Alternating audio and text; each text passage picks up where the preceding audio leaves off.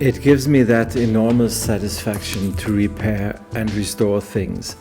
And since I've started sharing my work on YouTube, it's even twice the fun. The way I see it today, I cannot imagine to ever stop restoring cars. The Carrera eventually is as good as I always dreamed it would be. But the Giulia is another 15 films away from going back on the road.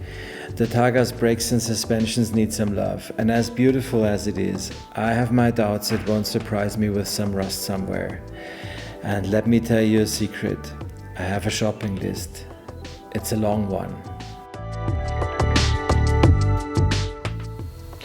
You know, this filmmaking part, in the past 2 years has become a passion of its own. It started with producing a couple of sequences for the beginnings and the ends of the films, but of the actual restoration films, but it whetted the appetite for more.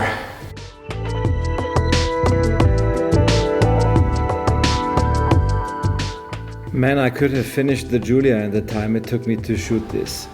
So here's the idea for a format of films, in addition to the restoration films on my channel.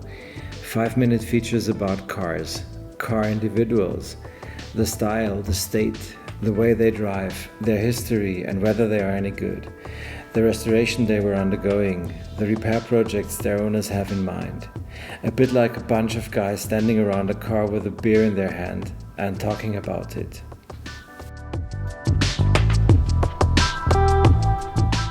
You see, it's easy for me to create loads of restoration footage while snow is falling, but I'd like to make sure that the channel is not drying out in summer. There's still some driving ahead this year. I've planned for a tour with the Carrera up to the north of Germany, and I made arrangements all over the country to produce films.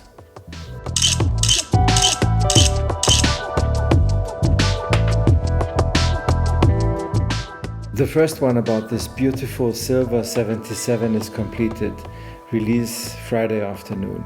So that's my story, guys. I'll be back.